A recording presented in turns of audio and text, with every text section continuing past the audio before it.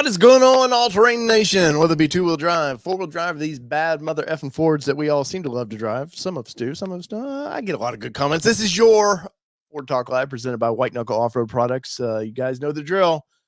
It's their final week with us, so I want to say thank you to White Knuckle for sponsoring the show. But you know the drill. They want you to go over to their website, whiteknuckleoffroadproducts.com. Go check them out.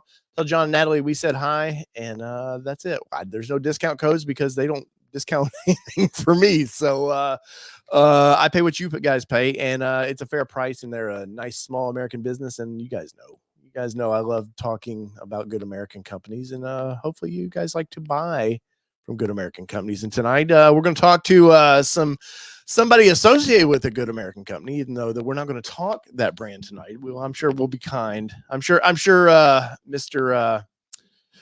Mr. Mountain Metal's in there somewhere. He's going to pay attention to everything we talk about. But we have Mr. Justin Zimmerman on the show, which Justin's kind of been on the show before. He was with Nick about a year ago, I guess. He was on the show talking some parts. But I wanted to talk to Justin for one because he's always actually pushing his Bronco to the limits, which I kind of like. And then it'll end up at a show, and I'm like, this thing doesn't look like it's ever been wheeled. I'm like, what is your skincare, dude? What are you doing to that Bronco to keep that pony looking all fresh and shiny? So we'll figure that out here in a little bit. But I want to say Happy New Year.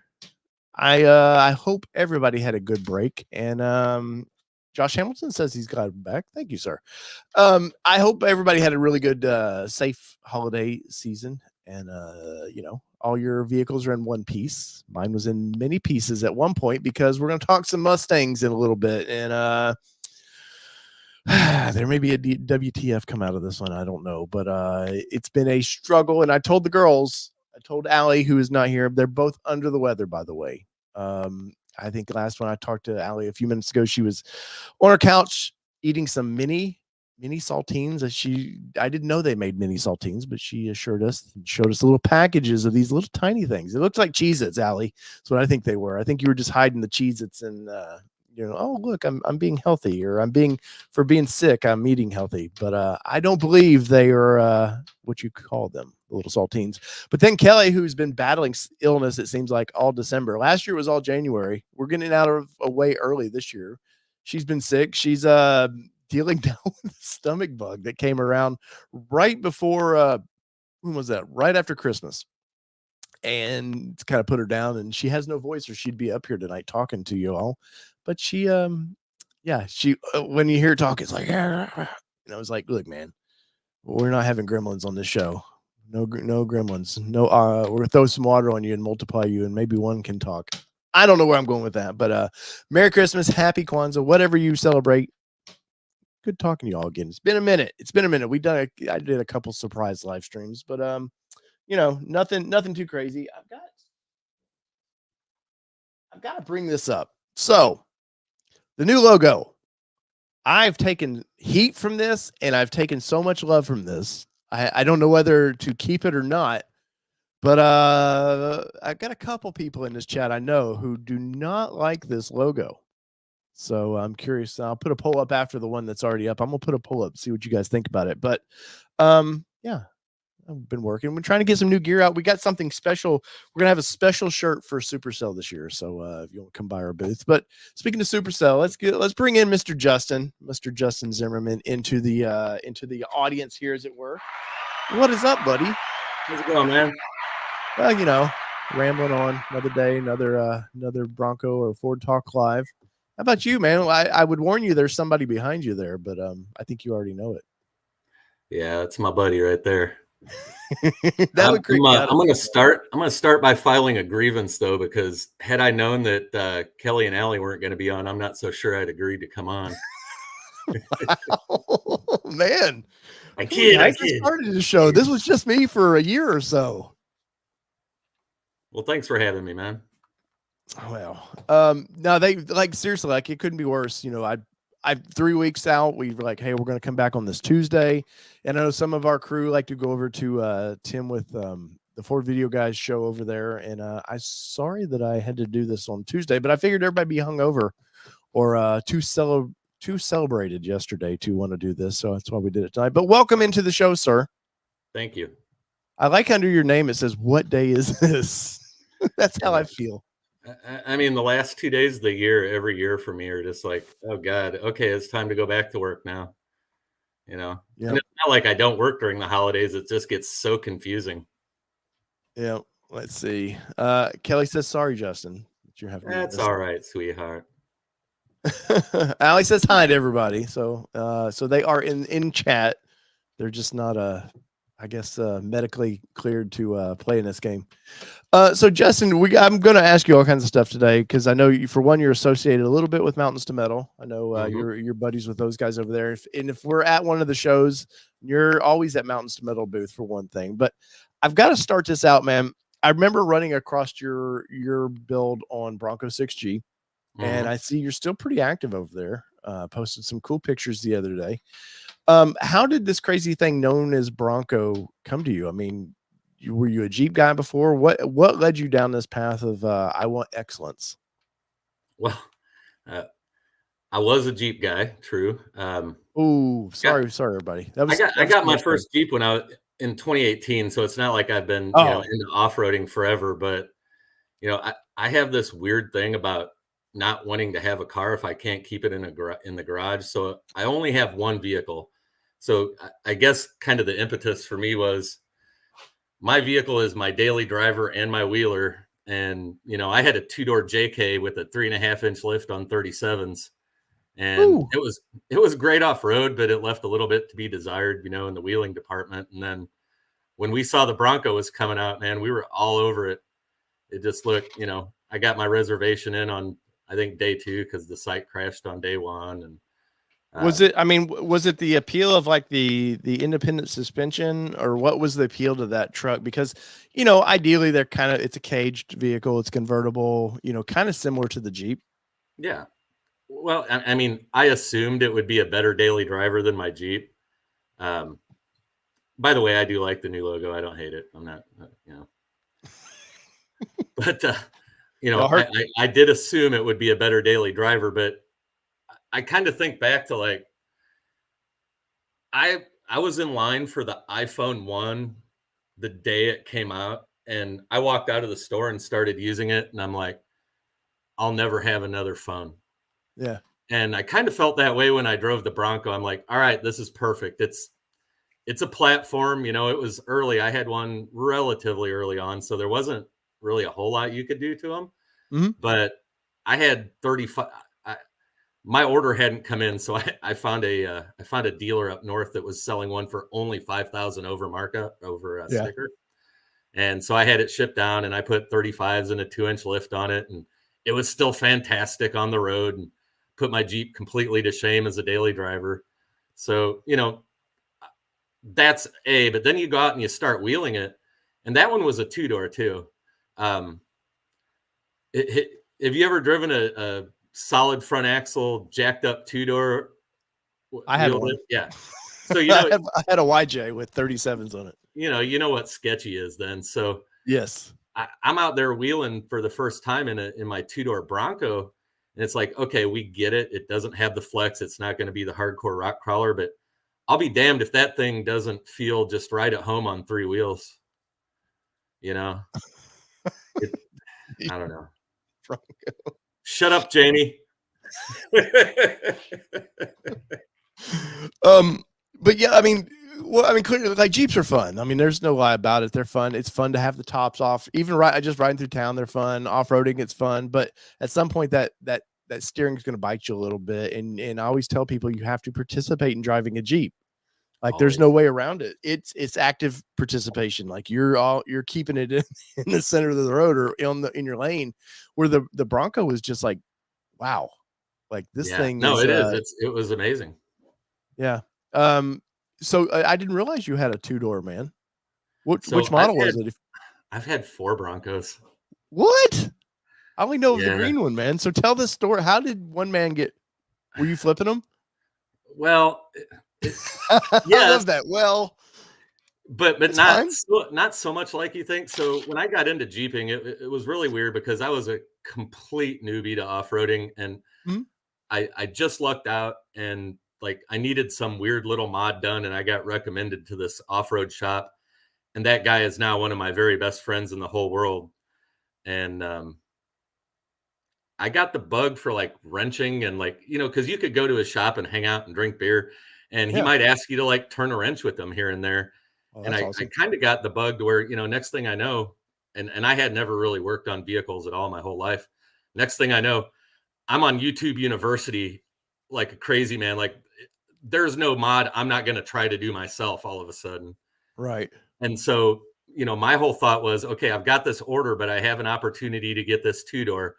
So I'm going to get it. I'm going to put a little lift on it. I'm going to do this. I'm going to do that. Learned how to like take the whole entire interior dash apart. There was one video on YouTube how to get the entire dash apart. And then I'm like, well, I'd kind of like a four-door. So I sold the two-door to Vroom. And about 3 months later, I found a four-door for only $5,000 over. Had to fly up to New York, almost Canada, and Wow. drive that thing home. It was a four-door Black Diamond. Fixed that thing up, got it all gnarly, and several months later, got a call from my sales rep. Your order's here. And so that was back to a two-door. That was the one I had when I met Nick. So you had ordered a two-door then? Yeah, I ordered. Oh, put it this way: if it wasn't for the fact that I only have one vehicle, I would have a two-door and a pickup truck, Yeah. like no doubt. I like the two-door so much better than the four-door, but I Really? also need something that will do the trick for my whole lifestyle all in one vehicle. So Yeah. See, Kelly, two-door, because I had a two-door in order, and two-door's her the and my way, buddy bro. with Lifestyle talked me out of Two-door's it. the way. Nah. And I'll have a two-door one day, because I think the two doors fit the vibe of the old school Bronco perfectly. Like it just hits that note for me. Yeah. Well, and going back to the whole like argument versus Jeep, like on a Jeep, it was a given. A four-door felt way better, off-road, like a lot safer in Yeah. most of the stuff I do. On the Bronco, I feel like with the Bronco, like I felt like the two-door was a significantly better wheeler than the four-door. Hmm. I don't know. Just, Breaking just hearts because over here, isn't it? it never felt like my two-door Jeep felt. It always felt planted. I don't Well, know. yeah, you get like people love the flex. It looks cool in photos, but there's a stability. If you have that much flex, there you have you have some issues, man. Like you're gonna feel every roll of that vehicle, definitely. Mm-hmm. So you have a wild track now, right? Yes, sir. And you're settled into this one. We're not gonna like 2 weeks talk to you, and there'll be like 6 more Broncos in the driveway. Well, the flipping market's kind of gone now, so yeah, I'm Yeah, that it pretty much has. set. That it has. And I not do only love that, seeing this. I love seeing that in all the Facebook groups and all that now, where the flippers are like, man, my interest rate's high. Like they were one of the last ones to jump in on that, and they got stuck with it a little bit. And I'm like, well, you shouldn't have paid 10 over. I mean, it wasn't going to last forever. Though if you yeah. did, like, and you're comfortable with that, I don't judge people for, hey, I wanted to pay over. I just wanted it. No problem with that. But some of the flippers early on, man, I was amazed how early, like the first weeks of Bronco, they were on eBay Motors and they were everywhere. Oh, it was insane. And that's where like I didn't bat an eyelash when I was like literally looking at the classifieds daily, and 5,000 over was like unheard of, right? It Yeah. was usually 10, 15, 20, whatever. And I had no problem, being like, I'm going to make my money back. I can do some other projects. The next one I learned how to take apart the entire rear, and you Yeah. do something different and learn a little more on each successive one, until obviously now it's really not not only is it not really worth it to flip it, but do you know how much Mountains to Metal stuff I'd have to take off before I get rid of this one? Like 50 SKUs. Man, and that's the thing people don't I don't think always understand. There was one I saw a while back out in California somewhere. It was beautiful. Yeah, it was very well built. The guy's like he wanted $105,000 for it. It was a wild track, I think. And it had all this ARB gear all through it. And I'm like, guys, like I hate to tell you because you spent $30,000 of an aftermarket gear. That doesn't translate to value in the sales world, man. Like Yeah. debot them, put them back to stock as much as you can, then get rid of them. Then sell the Well, parts. and then there's the guys like again coming from the Jeep world. You've got these guys who did LS swap and put tons under it, and there's supposedly you're supposed to be able to say something to the effect of take 50% of what you spend in parts, allow for zero labor. Just add 50% of what you spend in parts, and theoretically, that's what you could get for it. And Yeah. then these guys will throw it out, and it's still 90 grand. They get like 65, 70 for it. They eventually, that doesn't hold true. You're It's like never SEMA going to get builds. any money out of it. I always like when you see after SEMA, a couple of months after SEMA, you start seeing all those project trucks going up for sale. Oh God, And don't they're get me always, started. there was a Nissan Titan here locally. It was 16 somewhere in there. When the first Nissan Titan came out, it was a big deal. It went to SEMA. It was a beautiful truck, blacked out with all these gold accents. Looked really cool. And it was actually still 4-wheel drive, which is unusual. Usually the big trucks get turned into 2-wheel drives. But it started out like $120,000 here locally, and people were just making fun of this guy. Like, hey, for one, it was a Nissan. They're like, who's going to pay you that for a Nissan? But I think he started at 125. I think it ended up going for about MSRP, like $50,000-$60,000, because he just could not get Yeah. rid of this truck. Yeah, no, it's nobody's paying that. I mean, you can appreciate a build, but at the end of the day, if I'm spending that kind of scratch, I'm building it myself. Oh, 100%. And speaking of that, I have to do this real quick because I'll never hear the end of it. So Honest earlier today, or earlier before the show started, he Happy New Year. Congratulations on your big win over my Roll Tide team. So there you go, Kelly and Allie. You're Michigan. They didn't win the championship just yet. So let's not go celebrating like we're national champions just yet. But I wanted to get that out there. And Andy Ackerman for $4.99. Why does the executive producer have to keep these fools on the line? I don't even get paid enough. Yeah, I had quite a few I was 3 minutes late, guys. It wasn't like 20 minutes late. Come on. Me and Justin were talking behind the scenes. But so you did you figure out real quick which lifts you liked? Have you always used the same lifts? What have you, since you've owned 4 of these things, how have you come up with your setup now? I'll be honest with you. The first one was the only one that had the 2-inch puck lift. The Sasquatch is all you need. Like, I'm one of those guys now that's just like, you want 37s, put a 1.5-inch body lift and a JKS Max tire kit on it. Yeah. Leave your stock suspension, man. I have driven a few Broncos that actually spent, all the money on the lift, and it don't drive nearly as good as mine. I'm riding those stock Bilsteins for now. Yeah, really. That's going to change over the winter, but yeah, it's amazing, and I'm not into lifting them. The only reason I'm lifting ours is just because I think it looks like it's sitting on top of the tires. As far as wheeling and everything, we've done Are you opposed to a body lift? Am I opposed to it? No, but then I've got to deal with the bumpers and everything, and then it's relocation of that. And I already bought the lift, so yeah. Well, so you almost guessed the lift, by the way. I was one stage off, right? No, you were the right stage. You just didn't. I said it had to be exactly the lift, and there's 2 level 3. So if you don't know, okay. So I guessed Icon stage 3, and what was the correct answer? It was the stage 3, but it was with the not the billet control arms. It was with the tube control arms. All right, you guys out in the audience, that's bullshit, right? I think I won that. Can I get some help out here? No, so to be fair, Justin, your answer came in real quick too, and I told Kelly, it's like, well, I did say it had to be exactly the one we bought. So there was 2 options, but I'd asked early on. Everybody guessed which lift. What did I buy? Which lift? And I didn't name a company or anything. And Justin was right away Icon level 3. And do you want to know why? Why is that? You probably seen somewhere I talked about it. No. I honestly, I've gone through and been like, if I had a budget for a lift, my budget, I'm not the guy that goes and buys the top of the line. I'm like usually a middle of the road ish. Yeah. And with what's available and whatnot, I'm like, yeah, if I was going to go out and put out some money for a lift, it'd probably be an Icon stage 3. So I just threw that out there. Well, that was a very, very good guess, because, well, for one, I struggled with, and I don't know how you've come up with, wanting a lift, but I struggled a little bit because, for one, I'm not a rough country guy. Nothing wrong with some of that stuff. I don't know. I've just been around for 25 plus years, and I've seen some stuff under Jeeps that I wouldn't trust my family to ride under. And usually it's got Rough Country's name under it. Now, whether that's came from Rough Country the way I saw it or not, maybe it was modified, but I've always had kind of a bad taste in my mouth for that. And I did consider, honestly, the four wheel parts, their branded lift. Yeah. It was one of the first lifts that you could get, and it's a good American coil. And So, and it can be rebuilt. and it's actually it's made by the parent company of Four Wheel Parts has a good shock. Transamerica. Yeah, and so the actual Four Wheel Parts branded shock is actually, I believe, made by a pretty well known shock company that's also under that umbrella. I can't remember who it is.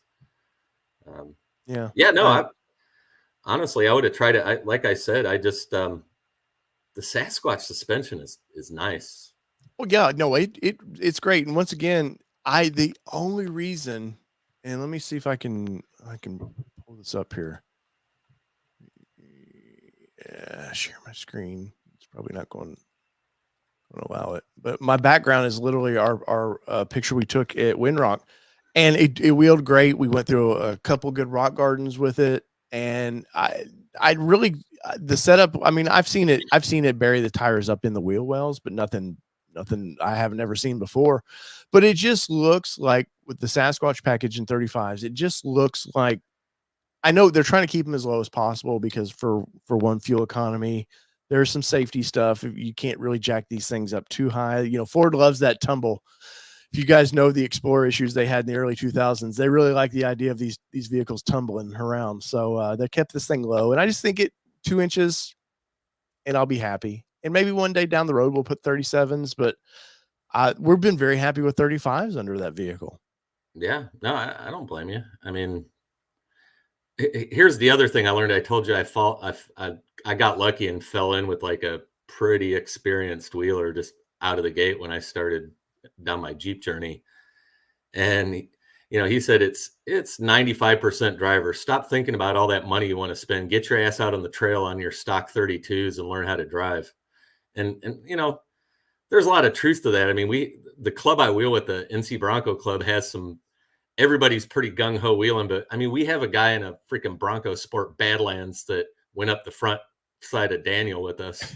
Well, as far as he could make it anyway, but it's more about doing what you can with what you have. Everybody wants to spend all this money and whatnot, but that's not the spirit of wheeling. I'm very like that. I'm like, hey man, you got to learn what you buy. Don't just go to Four Wheel Parts or wherever and have somebody throw a bunch of stuff, put $40,000 under your vehicle. You need to know why did you spend, for what improvements did you make? And hey, I don't care if the vehicle came with 32-inch tires. That's what you got. Go understand, because there's a whole thing for me of wheeling is understanding the whole geometry of the vehicle, how it's moving. It's stuff I can't really teach. It's a feel thing of like, if you don't have a spotter up there, you can feel you're coming up on a rock, and through whether you've done it 100 times or not, how the truck's probably going to react. And do that with the way you buy it, and then go put 35s, 37s. And once again, go ahead. Nothing to people that just go out and spend the money, but I just always feel like, in my opinion, they don't know what they bought. Yeah, no, I get asked a lot, like, all right, I just got this. I want to be a wheeler. Where do I start spending my money? Skid plates, bro. Get skid plates and then go beat the shit out of it. Yeah, and it's not, the problem with skid plates is it's not a sexy purchase. We're definitely ego culture. We want to show, wow, look, look how badass my truck is. And if I recall, you still have the stock front bumper under your vehicle? I do. I mean, there's a couple out there I like, and that's another coming soon item potentially. But I really like the stock bumper. But the first, I did go and replace the front skid. With the Wild Track, I did get the steel front skid, but I got no other skids. So I had to go out and get a gas tank. Everybody's got to get a transmission. That's right. The TK skid that comes from the factory is a joke, so you got to replace that. I mean, I'm doing control arm skids, shock skids. It's all, and it's all. You said at the beginning of the show, well, he goes out there and pushes it, and then I see him at a show, and it looks all pretty. Well, you really probably didn't look underneath. Well, I'm not getting under everybody's vehicles. But I'm gonna pull a couple pictures up as you you talk about this because I did like the bumper, the factory bumper. I thought it was great. I just don't like how the winch option is for that bumper. Well, okay, so I spent some money on rough country. You got me. No, you're allowed to. I'm not shitting on their product by any means. Actually, that it's not a bad option. It's the best high clearance option, which is why I bought it. The only problem is that I need Nick, if you're listening, hint hint, is these things sitting up that high will bend the frame horns at weird angles, winching real quick. So Yeah, you need to reinforce your frame horns especially if your winch isn't dead nuts between your frame horns. that's one thing why I liked about the lifestyle Oh, there off-road. you go. I was gonna say Instagram's the where to go if you want some Yeah, tips. but the lifestyle off-road bumper, they attach the bumper still. It's attached to the crash bars that stick. Like it's like mounted 4 different ways to help everything from flexing Yeah, that bumper flexing too much. man, I ain't gonna lie, and I'm not just saying this because he's a buddy of yours. I had his rear bumper, but for the fact that came out as one of the very first on the market, I would still put that if I was to buy one today, that would be in my top 2 probably choices. Oh yeah. I think Luke did a fantastic job with that thing. It's got a little bit of an underbite, but I want my winch just a little bit higher. Mm-hmm. But I Yeah, think it's so sexy. my approach has always been I don't want it low. That was one of the problems with Bronco was keeping it. There's no happy medium because the way the stub nose of the vehicle was, there's just no way to bury. You've got your cooling for your turbos back there. You've got all this stuff to keep this little turbo engine cool. So there's only so many ways you can do it. But no, they built from the outside or inside out. They didn't worry about looks as much as like structurally, this is what we want. And then they wanted kind of something that paid tribute to the older Broncos, which is why I've been a big fan of their products. Yeah. Yeah. But is this kind of how it stands right now? No, well, yes and no. That's one iteration old. I got a Cervini hood that was my present to myself for Christmas. So you're gonna have to go. There you go. Yeah. So I just got that guy put on. That I've seen you're getting a lot of attention for this. And that's vinyl, right? Like Good that, or bad, it's all vinyl. Yeah. It's obnoxious. Hey man, if But you want to get attention, that's how you do it. I guess I'm an attention hound, but yeah, no, I really like it. I even put the rain catcher in there so that air scoop doesn't even actually do anything. Really? Yeah, it comes with a piece of plastic you can screw in there. They call it a rain catcher, I think, but it basically makes it 100% non-functional. Yeah. Huh. But I like all the orange accents and stuff. And I remember reading that this isn't paint. So the vinyl matched your green very closely, right? Yeah, so I have a really cool wrap guy. Like everything on the vehicle pretty much starts with me being like, hey, here's what I'm thinking.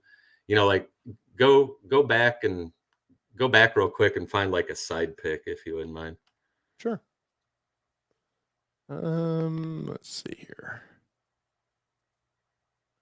You have all these pictures, man. One, yeah, right there. So my whole concept was basically I always, and I've done this with 3 of my 4 Broncos. I look at what the badge is and I'm like, take that badge that came on that particular model and like make it huge and make it cover the whole car. And then he sends me back these ideas and whatnot. And so with the Wild Track, I kind of said with the badge, but I'm like, man, these seats have digital camo on the back of the seats. I'm kind of digging the digital camo. Mm-hmm. And so I wanted the digital camo along the side there. And he designed it. And then he goes, hey, man, I have an idea. Why don't we wrap the grill in digital camo? And so that's kind of, he contributes like that. And that's what happened with the hood. I told him the hood like black and yellow and make it like crazy. And he's like, man, I have this vinyl that looks almost exactly like 98% match with eruption green. Here's what I'm thinking. And so, yeah. So that's why, I wanted to decide because like, if you look at the front of mine, you have the digital camo. Yeah. I remember seeing your vehicle in the Mountains Metal booth last year and at Supercell. And there's all these little details. Like there's always some little new detail. And I think you had to point some out to me because I was just blowing. It was just going over my head. Some of the little cool details that I think it was the grill, if I remember right. Might be. That you were like, hey, we did the grill, and I just didn't even notice it. There's kind of a good picture. You can see the digital is in the grill there, which is really Yeah. cool. You know, it was the And as coolest a part. vinyl guy, I would want to kill you with all those little holes you had to cut. He had to cut out and wrap. That was the coolest part. I showed up with a 12-pack to his shop after hours, and I sat there and drank Modelo's and watched him with an X-Acto knife perfectly cut out every single little hole while I laughed at Wow, him. Yeah, he had a that's couple of crazy. Modelo's too, but yeah, he's pretty amazing. Randall G. Russell for $9.99. Hey, from North Mississippi. Well, howdy from Middle Tennessee, sir. Thank you for that super chat. It means quite a bit to us. If you guys haven't, so be sure to subscribe to the channel. We're not just Broncos and Fords, but we do like to talk Broncos and Fords. How are you with the Badlands winch? I've been a big fan of that winch. How has it treated you? Because if you guys don't know, that's from Harbor Freight. Yep. And you think cheap tools, you think Harbor Freight, but that's a damn good winch, man. I'm a bang for the buck guy, and I also do my own research. And right now, so that thing is it retails at $650, but It's about Harbor Freight. about There's twice a always a deal, right? man, about twice a year you can get that thing for like $489. And honestly, I don't know that there's a better deal out And that's there. a 12,000 pound winch, man. And And it's the good. bolt. It's kind of like Kia. Like everybody's like Badland. Oh my God, they suck. Well, they used to suck, but now they don't. Kind of like Kia and Hyundai. You know, Yeah, you can't really yeah, talk crap about them now, but boy, could you 10 years ago. You know, yeah. I remember this winch coming out, man, and people, like you said, people were just kind of like, and they just didn't fail. Or if some of the early ones were failing, but it's Harbor Freight. You just took it right back, and they just exchanged it like it was no big deal, man. yeah. I mean, I've used it once on the trails, and the most fun was pulling a tree out of my lawn. It's always fun when you can We use did your that. winch for non-wheeling things. Oh, 100%, man. I had a neighbor who used to live across the road from us, and they were pulling some bushes out, and I seen him out there. Son was out there with a shovel, really trying to cut all the roots, digging it out. And I was like, I just brought my off-road vehicle over. I was like, "Hey, we'll Let me take show care of you this real something. quick." Yeah, yeah. It's like, man, make fire, man, use winch. Yes. Ugh. Um, well, so how long have you had this current Bronco? Since you've had so many? About a year and a half. Yeah. Yeah.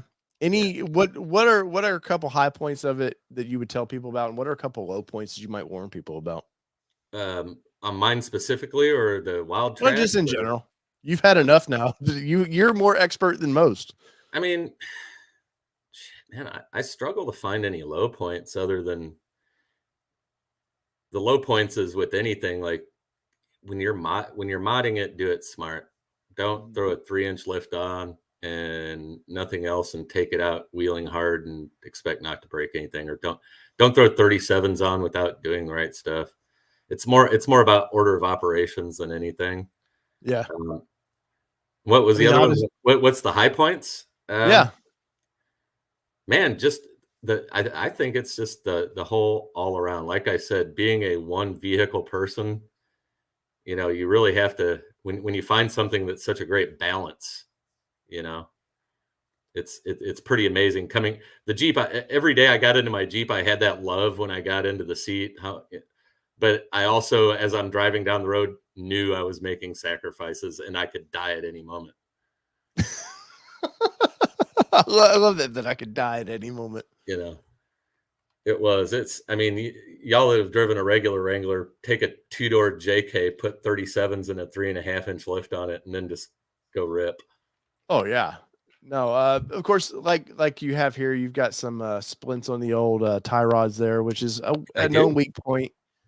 But a lot of people are like, oh, they just break too easy. You're like, well, there's a reason for one they break, and two, if you're going to wheel it like you're doing, definitely you can put some bracing on there to Yeah. help support that. But And again, it's all that about was order of operations. Do not reinforce your tie rods until you reinforce your steering rack. Otherwise, you're Yes. transferring your point of failure to a more expensive part. Well, and I have plans. I have plans for 74 weld down the road. Is all I'm going to say. So definitely going to upgrade my rack. And if portals weren't so damn expensive, I keep seeing Exodus 4x4 or Bubba over there in Texas, and he's been working with 74 Weld to develop that system and Yeah. getting all the programming and stuff they have to do for a lot of the stuff. And it's Yeah. killing me because I'm like, damn it, man, to see that truck like sit so high, but yet there's no drag under the vehicle, the way the portals help, just push the wheels up.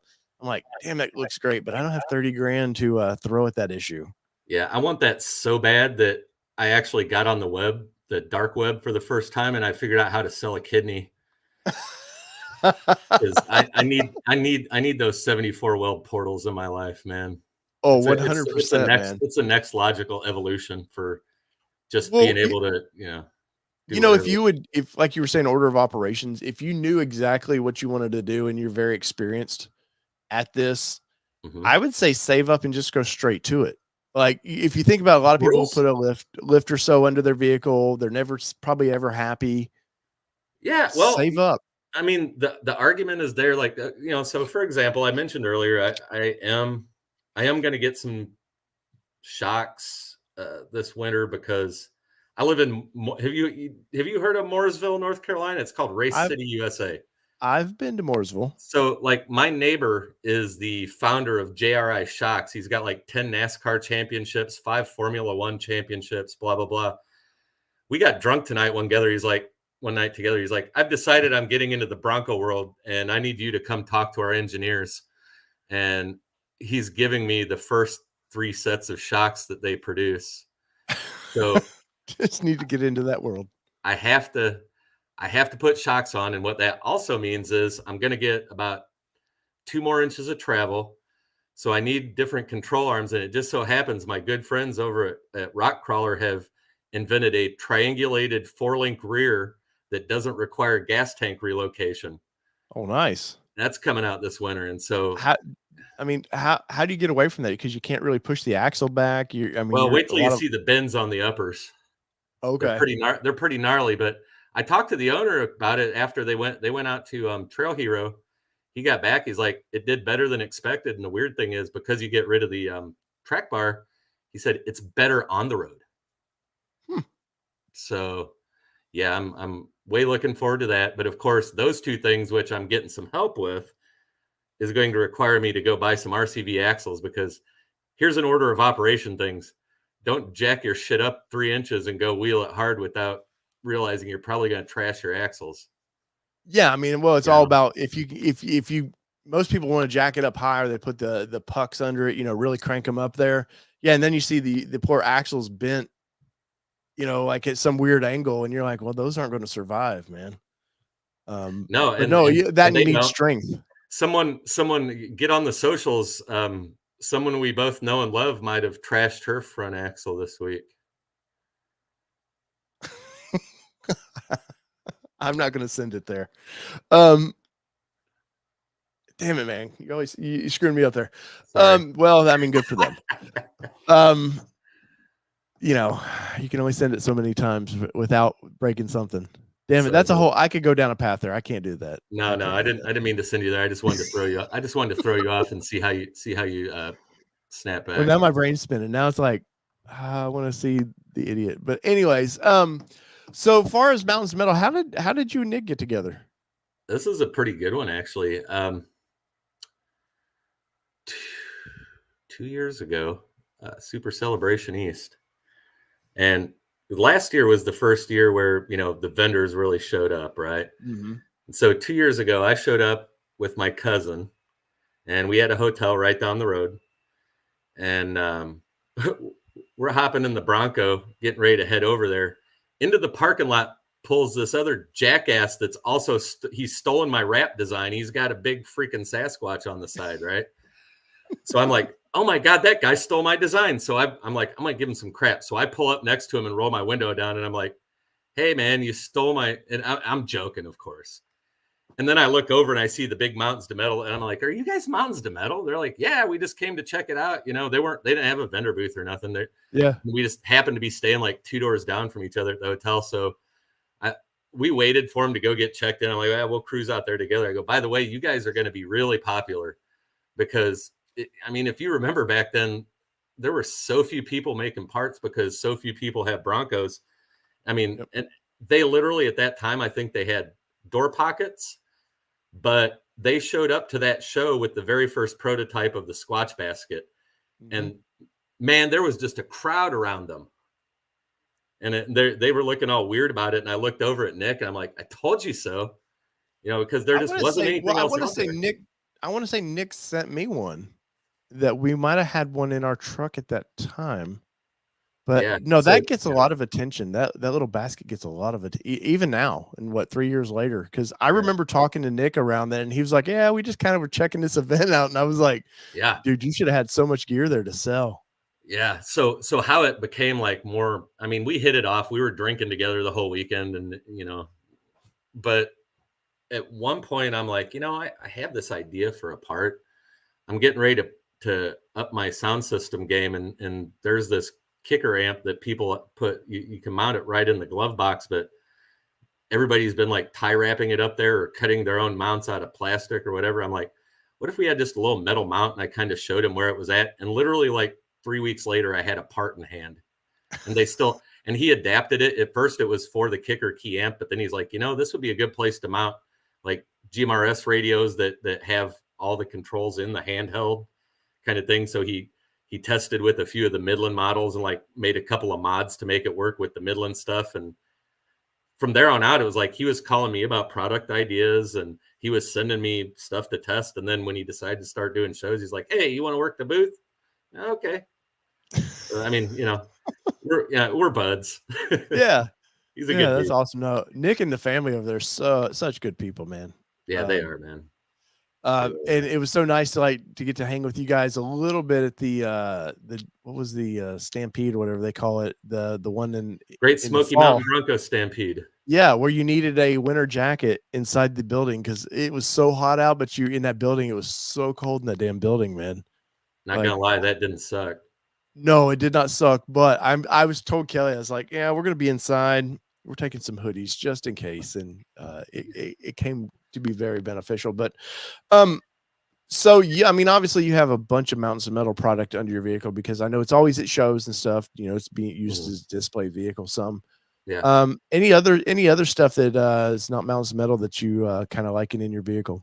So again, this kind of goes back to the fact that I had a lot of Broncos. So I had one early on, and there's a company out of Israel called a Sphere, and they make all aluminum skids for underneath, and then they have some control arm skids that are stainless steel and things like that. Is that what we were looking at earlier?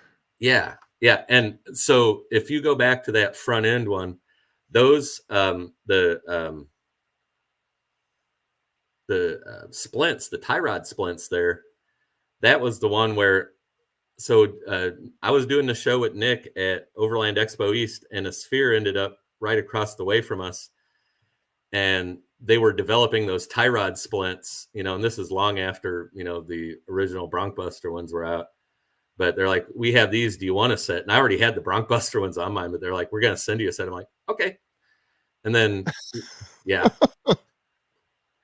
they're cool. They're anodized red. They're pretty, and they do awesome. They do the trick. But they actually asked me. They had me in their booth at Overland Expo East this year because Nick and I just went to hang out. Because it's not a Bronco specific event. We didn't really do a booth, but we went there to hang out, and they're like, hey, you want to put your Bronco in our booth? I'm like, hey, this is an expensive event. You paying my way? Like, yeah. Okay. Except for, so the one picture you have up there is the one skid, or the two skids I have that aren't a Sphere. That's LOD. That's all right. Anybody that's thinking about transmission skids, a word of advice: if you have a 2.7 motor and you're looking for a transmission skid, look for one like the one from LOD where it actually wraps around those cross members.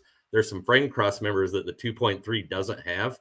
And a lot of people's solution is to make one product for the transmission skid and then make these bolt-on cross member skids. But if you look at this thing, it is such a better solution for the 2.7. Yeah. I can't say, so I can't say enough about that. I love my LOD skids too. Yeah, it looks like gas skid there. That's the sphere, yeah.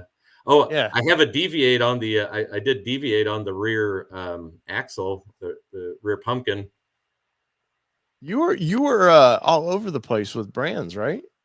I mean, other than Mountains to Metal, I'm not really. I do a lot of research and it's like bang for buck and what appears to work. There's like for example on the rear diff skid, there's a very specific reason I went with the deviate one.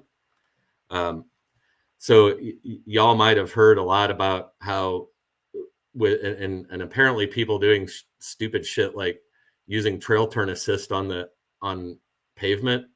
They're twisting the axle tubes. Those axle tubes are like spot welded or something into the pumpkin. Yep. And so the way that this deviate one mounts, it actually mounts around the pumpkin and then up on the rear sway bar mounts, and it actually gives you a fair amount of protection from twisting your axle tubes. That's why I chose that one. I wouldn't know what a rear sway bar is. Well, sway bars aren't necessary. If you're a real wheeler, you run without front or rear, and it's just as fine on the road as off road. You don't notice any difference. That's right. Steve P coming in with the crazy super chat 5530. You guys know I like them weird numbers when you do a super chat. Late but here, let's have a bucking new year. That is correct, sir. And thank you so much for the support, man. You guys are always very kind to us. And I hate to sell myself, but that helps us do. We're gonna be at the Chicago Auto Show next month, and the little stuff like that, believe it or not, helps fund those trips in small ways. So we greatly appreciate that. I am amazed that the only time we've really like had some fun with the turn assist was on snow and ice, where you can kind of it's fun, man. I did donuts in my cul-de-sac last winter. I was like literally doing 360 degrees. I could make a perfect circle just going in circles. It was awesome. But I remember early on with these things, you'd see people out in parking lots just ripping these things, and I'm like, there's a lesson to be learned there. And of course, most of those people probably got rid of the Bronco. They flipped them anyways or whatever. But like there's a couple little holes there where they kind of spot weld those on each side of it, and that's kind of it. Yep. I'll be honest with you, I don't even use trail turn assist when I could. I always forget. I'm an old school guy, so some of those fancy tools like that I always forget about. And I feel like there was one time, the last time me and Kelly were at Windrock, where we were like, oh shit, we trail turn assist. We should try to use that. Yeah, no, I don't know. I mean, okay, in sand, you're going to be fine, but there's just, okay, perfect example. I have yet to use a goat mode other than sport mode. Yeah, I just, if I need a locker, I mean, once I put it in 4. Rock crawl mode puts you in 4 low, puts the rear locker on and does what? Like, I know when I need what. Yeah. I think it's good though for new people that may not know, but lockers can get people in trouble. You don't realize I know of a guy that put a rear locker in his little taco and ended up rolling it down the hill because, he just didn't get off the throttle, and he was going up an incline and it started picking up and just right on the roof, man. Yeah. And you gotta learn your vehicle. And that's where I know I kind of poo on the off-roadio stuff. But if you're new to off-roading, go to those things, man. Let them teach you. Here's why. Now you may take some of what they tell you and you may, use it differently in a situation than they may tell you to do, but at least go get the education for the part.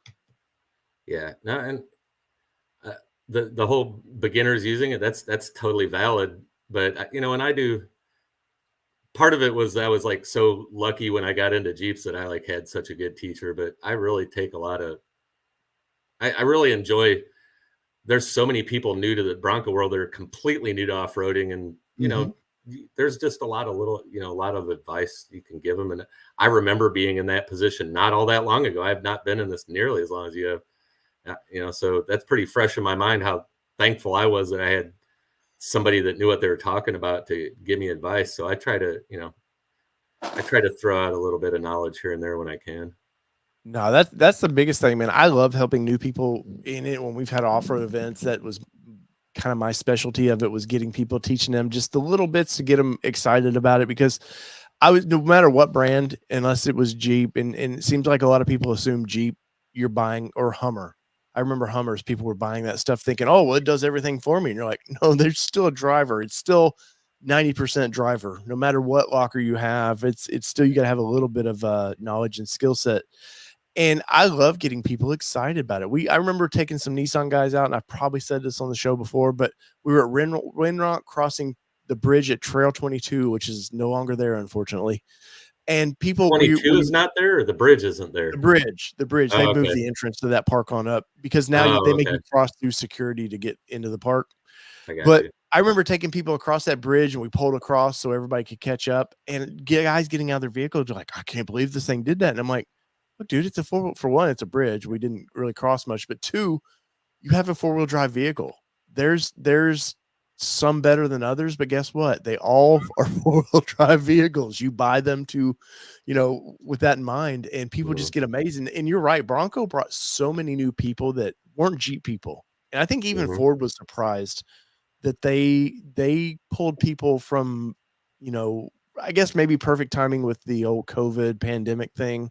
People Yeah. were sitting around wanting to go out, really couldn't. But I think it brought so many new people to off-roading that just always wanted to, but were scared to, because let's be honest, sometimes These are people the that Jeep wouldn't route, buy a Jeep because the Jeep's been yeah, around forever, right? And well, for that, whatever and I reason, think they wouldn't there's buy a Jeep, but they'll buy a Bronco.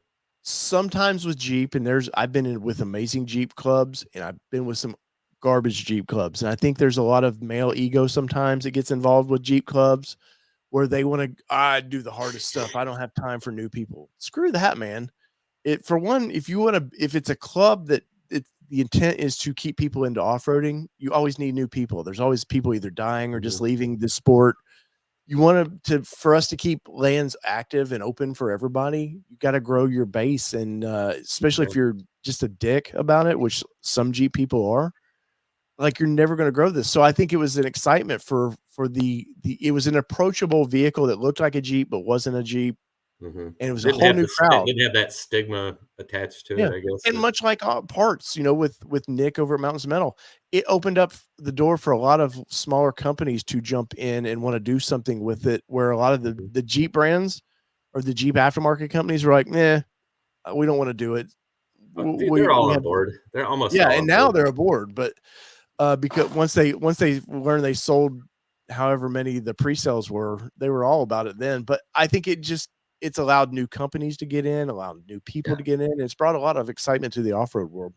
Yeah, no, I agree, well, and the elephant in the room, Jeep now has 12-inch screens on all of their vehicles, and now Ford has 12-inch screens on all their vehicles with the Well, 2024s. and I then mean, Jeep, competition's healthy too. That's oh, the other kind of good side and it's effect, good for Jeep. This is good for Jeep, whether Jeep guy wants to admit it or not, because there would never be a 392 if it wasn't for Bronco.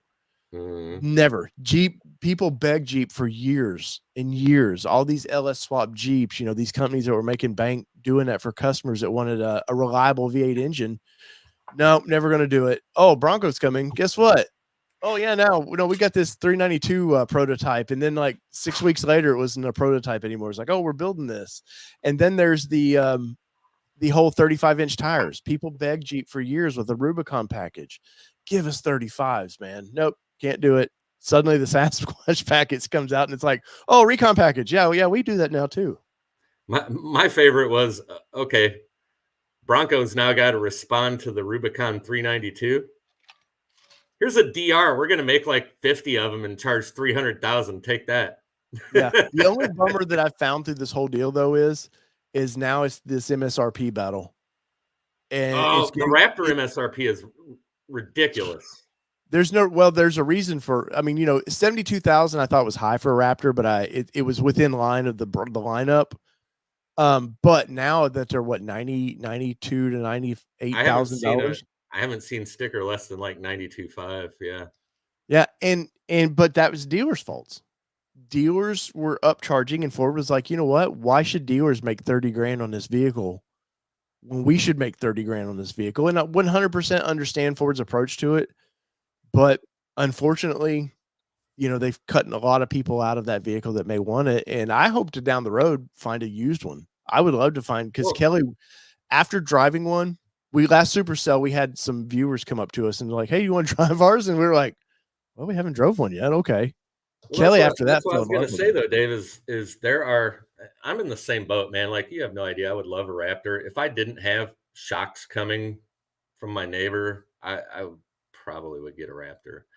Because if you look on Auto Trader right now, there are I have like a 500-mile search on Raptor, and I sorted price low to high, and like the top of the first one that comes up is like 5,300 miles, a 22 with 5,300 miles for 81. Yeah. Like, and they're coming down all the time. You're going to be getting Raptors in the 70s in the next couple of months, probably. Used Yes. Well, ones. if interest rates don't come down, yes, 100%, because people can't hold on to these Don't things. get me started. I don't want to get political. No, that's wrong channel. Wrong channel. That's Political Nation. That's on Wednesdays. Um, no, I think it's a great vehicle. I think they're for what we do wheeling over on the East Coast. I think they're just a little too wide. I really Yeah, do. they're definitely meant to be a West Coast vehicle, But 100%. taking when we drove that out in Vegas, when I got to experience it in its kind of natural habitat, I was like 100% this is a badass vehicle. And I knew it was before, honestly. I kind of pooed on it a little bit, but I knew it was. I always approach it to where do I off road? What would I do with this vehicle? And that's kind of as a journalist, that's how I approach it too, because for one, I don't live on the West Coast, so I don't want to be all excited and giddy about it and sell somebody maybe or show my excitement on it where people are like, "Oh my God, Dave says this is cool. Maybe I should look at it." And then they get it and they're in these four wheeler trails, Mhm. and they're just beating the piss out of this and like, Right. this is ruins you on that vehicle. So, Perfect example. Perfect example. At URA that you've heard me mention Daniel, and that's what you showed the video of me crawling up. mhm. That's like there's one half of one trail at URA, and you were going to come visit us this summer. Oh, 100. No, I'm coming over Yeah, there but $100. I'm not necessarily gonna make you go up this one, but this is literally the park is great, but this is the hardest one half trail there is. This is the basically the gatekeeper to that half of the trail. Mhm. But right after this obstacle is a uphill hard ride into a V notch, and you can't have wide fenders to get around it without scraping. So the last time we went up, we took a two door. Everybody, I think pretty much everybody was probably in the chat tonight.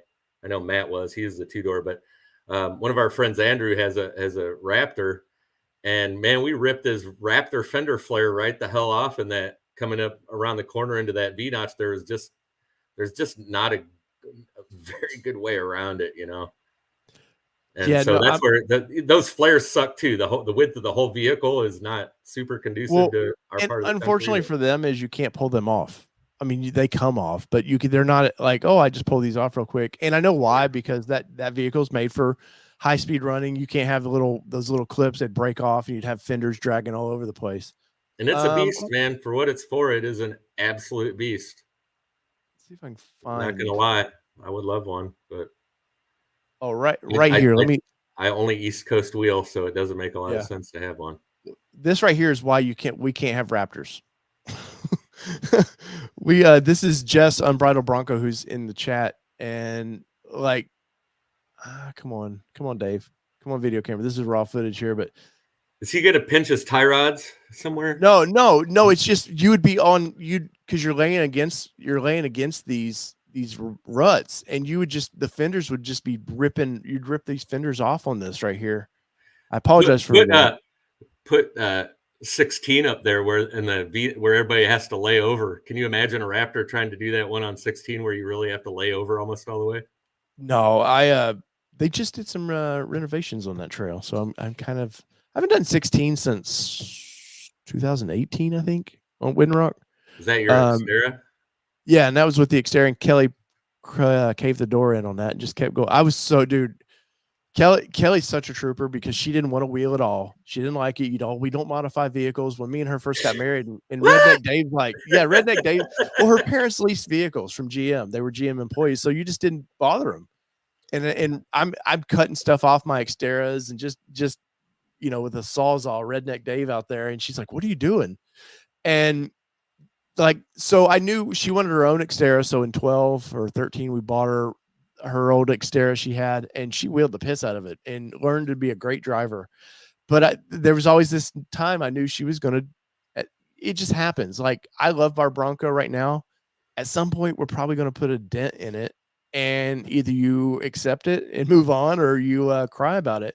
Dude, there was this route on 16, one of the, well, you know, the big hill you go up on 16 at Windrock, kind of at the end, you go up at the top, and then there's kind of a swamp area. I'll But be honest with you, I've not done 16. I oh, only know I it, it only was know I only know I am right that it's 16, not 15. 15 is Walden's, right? 15's Rattle Rock. Okay, The but 16 53 is the is the one where you have range. the big everybody has to lay over. But that's the one I think 20, it's 16. I 23, always I see think, where is the people one you're have to lay talking over. about. But I've only been to Windrock twice, and I haven't done anything gnarly yet. I don't go over there.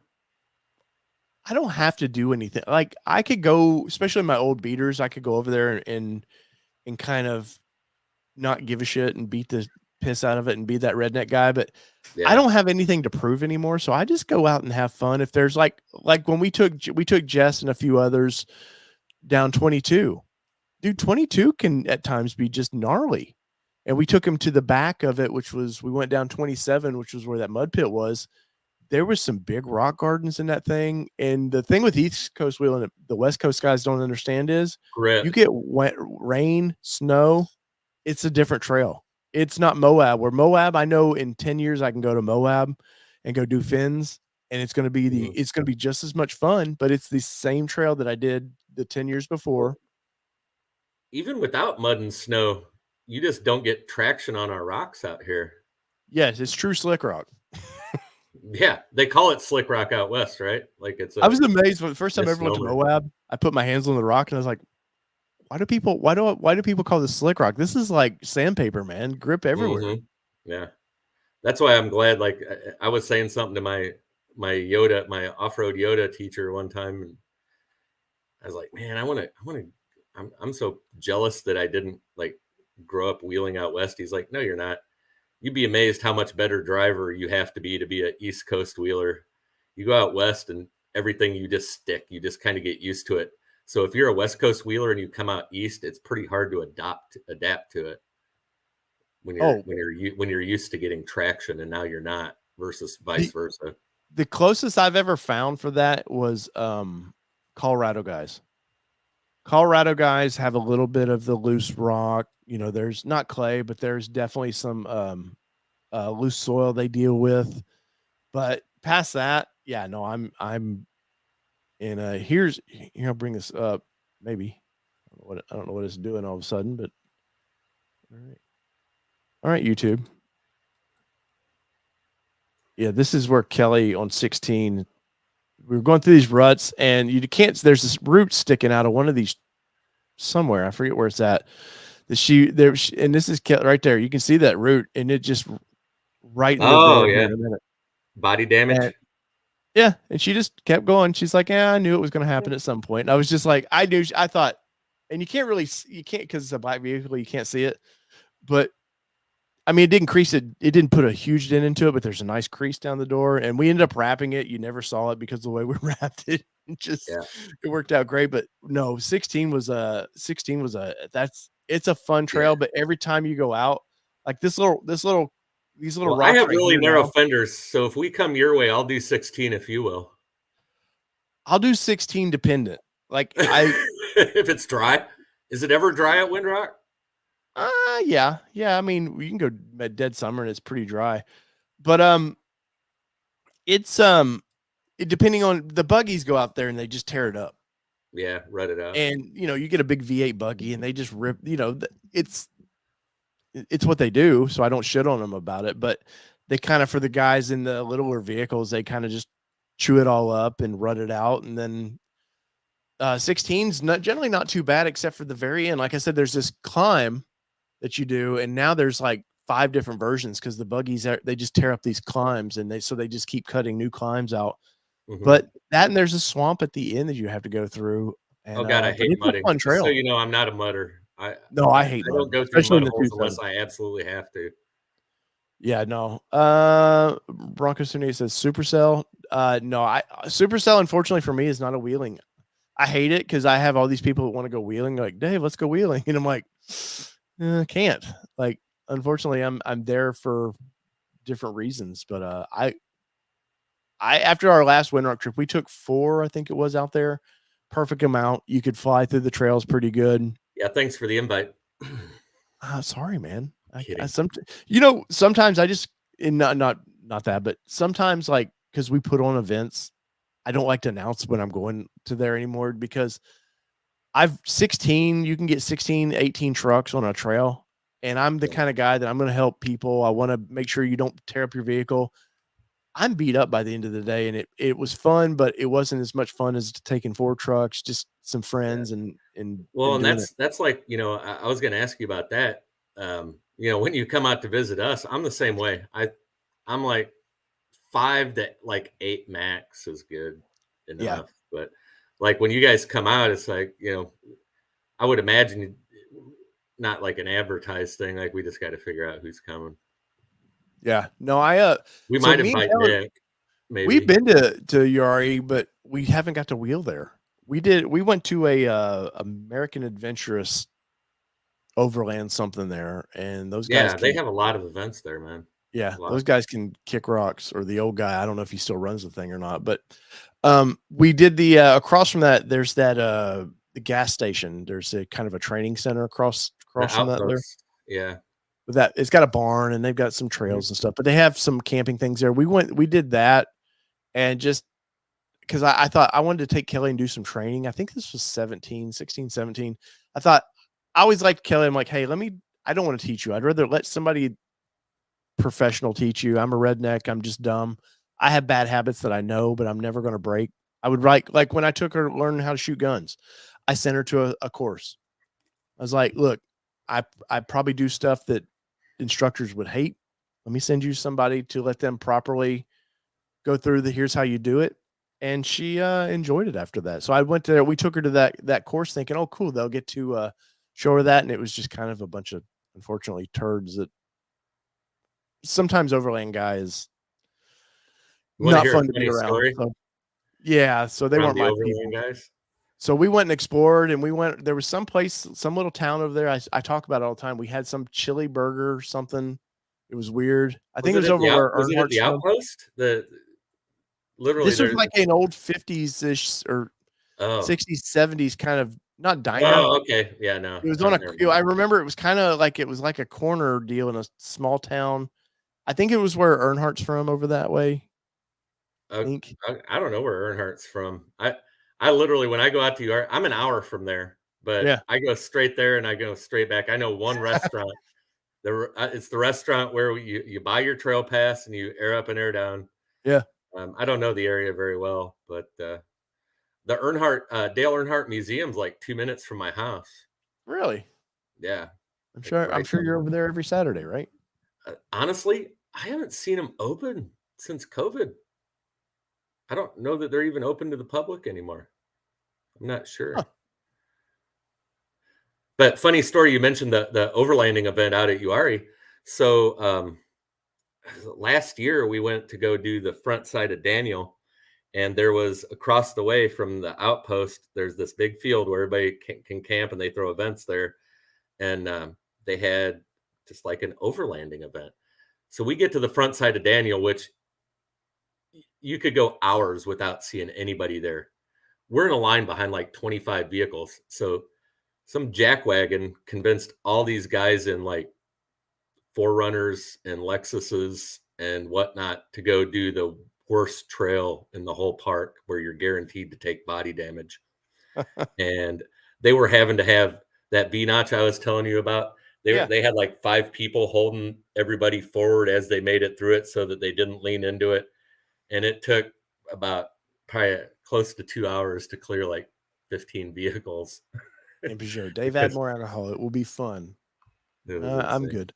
Let's see. So here, this is the little thing. There's Kelly's old Xterra. It was nice to camp right next to a $250,000 Unimog. You know, that was our camping spot. It's like being at Overland Expo. Oh, no, 100% on that. But but there's the little gas Yep, station. there we go. Yeah, Yeah, that's the outpost that I keep yeah. talking about. This dude, that Unimog was so badass. And the It guy is. I was talking to the guy, and I would think I was doing an interview with him, and talking to him, he's like, "Yeah, I get like 8 miles to the gallon in this thing." He goes, "But think about it." He goes, "I go all over the country," and he goes, "But I'm literally bringing my house with me." He Mhm. goes, "Anything I need from my house is with me." He goes, "So can you tow your house like that?" And I was like, "You're kind of right." I mean, he's not doing any serious wheeling, but he's totally ready for the zombie apocalypse. Oh, 100%. It was nice to get to see a Helix there. That was kind of cool. Yeah, this is a little training area. As they were, I was like, you know what, time to go. Man, that was a long time ago. I don't think that's even there anymore. Oh, really? I don't think so. Because I know when you did the reverse picture across the street, I know exactly where that's at. Yeah. Let's see. Yeah. Go through these real quickly, but this was nice to get to see all the like cool little campers. Some of them being hand built, and Yeah. before it's more now where you can just go buy these things. A lot of And, these and were, and those things cost as much as a high end side by side now. oh my god. Well, we were looking at, we did a little rental of one, and we were looking, and you can kind of for 10 grand get a bed basically. But past that, it so I'm just trying to quickly go through these. I'm looking for where me and Kelly were at. Um some of these people were with though, like they literally were all over the country. Like they were ballsy, like, hey, this is what we do. Yeah. Now, there's a Uh lot of stuff. There's a lot of stuff that goes on out there. yeah, there's one of the places we checked out at Mhm. the National Forest. I remember that. Acting a fool. Kelly acting a fool. The beautiful area though. Just a beautiful Maiden area. Lake, yeah. Where is I feel like I had a picture of that. I'll pull it away so you guys don't have to see this. I feel like I had a picture of that little place we ate at. Who's I'm not here? Hmm? There's a third person in our chat window now called I'm not here. Who's Oh, it's that? probably Kelly. Oh, come on, Kelly. You ain't that sick. See, I could turn her mic on and she'd be like, "What?" Shut up, Our, Justin. dude, our best thing about that trip though was, so let me show this up. I didn't realize there was a big car event going on at the Charlotte Motor Speedway, and we were All right. just like exploring. After we left the area. We were like, let's go drive through Charlotte, and didn't realize like I walked in the middle of the place, and of course I'd always wanted to see Concord, but Yeah. like to see all the race shops and stuff that are around there, and didn't Yeah. realize like, oh, it's literally in town. Like everything's so in town now. But we walked in the middle of the infield, and this security guard was like, "Hey,